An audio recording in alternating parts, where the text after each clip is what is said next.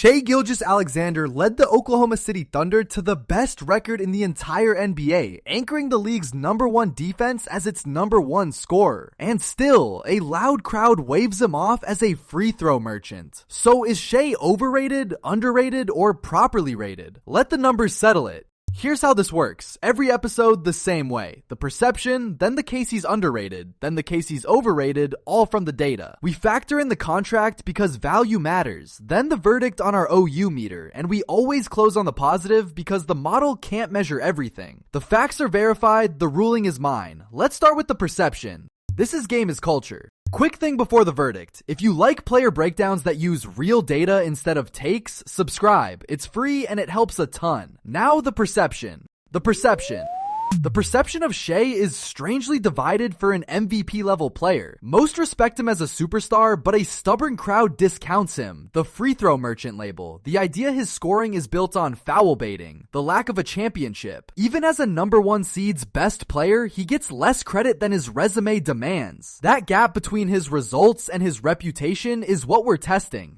Now the line, and it's special. Shai scored around 28 a night on absurd efficiency with nearly 8 assists, the lead engine of a 64-win juggernaut. He led the entire playoffs in both scoring and assists, doing it on elite true shooting. Yes, he draws a ton of fouls, but he also shoots a high percentage and creates for others. This is genuine MVP level two-way production. The case that he's underrated.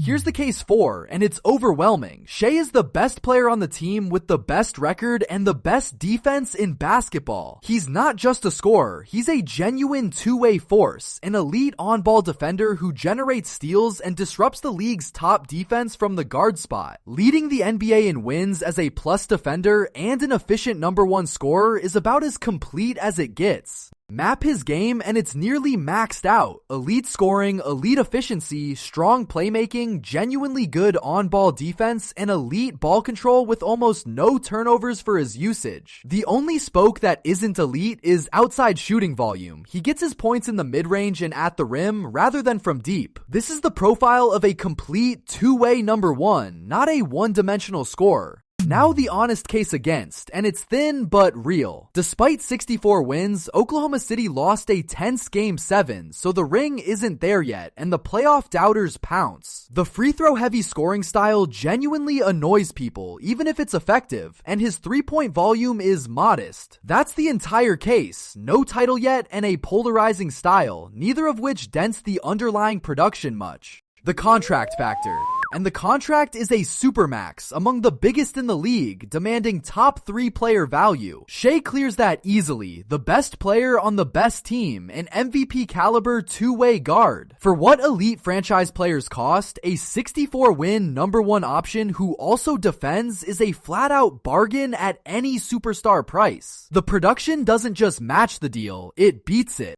Plot scoring against the two-way impact and the foul merchant label falls apart. A pure scorer would sit high on offense and low on defense and winning. Shai sits in the elite corner of both. Huge scoring efficiency and genuine defensive value on the league's best team. You don't anchor the #1 defense by baiting fouls on offense. The data describes a complete superstar, not a stat pattern.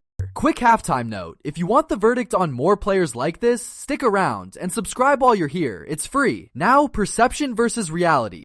So stack the perception against the reality. They say free throw merchant. The reality is the best player on the league's best, stingiest team. They say empty scoring. The reality is elite efficiency plus real defense. They cite no ring. Fair, but a Game 7 loss on a 64-win team is hardly an indictment of him. The discount on Shai is built on style points, not substance. Here's the swing factor, the style bias. People let an aesthetic complaint, all those free throws, lower their evaluation of objectively elite winning production. But drawing fouls is a skill, not a cheat, and it hasn't stopped him from anchoring the best team in the league. When a stylistic gripe suppresses a player's perception below his clear results, that's the textbook signature of someone being underrated. The verdict.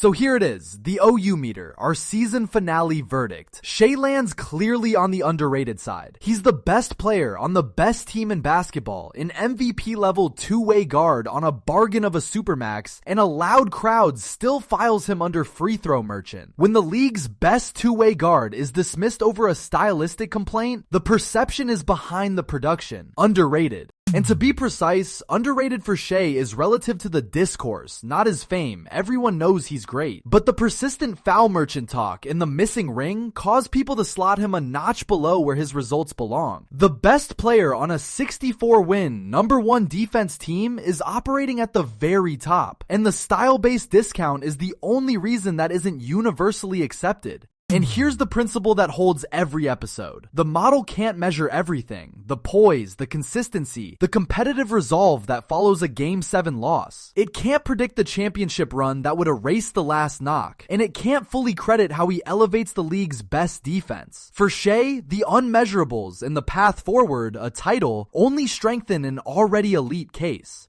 Where could I be wrong? If you demand a championship before granting full credit, you could hold him at properly rated until he wins one, and that's a fair standard for the very top. And if the foul drawing gets legislated down, his scoring profile would have to adapt. But by the totality of value, wins, efficiency, defense, the discount on Shai is too steep. Underrated stands. And the ceiling is a dynasty. Shai is the best player on the youngest juggernaut in basketball, and a single championship would silence every remaining doubter overnight. The two-way greatness is already here. The wins are already here. The only missing piece is the trophy, and on a team this good and this young, that trophy looks less like an if and more like a win. When it arrives, the free throw merchant talk disappears for good, and Shai gets remembered for exactly what the numbers already show. One of the best two-way guards of his era. So that's the verdict. In the end of our first season, Shai Gilgeous-Alexander is underrated. The best two-way guard alive, discounted over style. Do you agree, or does the missing ring make him properly rated? Tell me where you'd set the meter below, and tell me which player to put on the meter next season. And we are so close to 1,000 subs, so subscribe to stay up to date.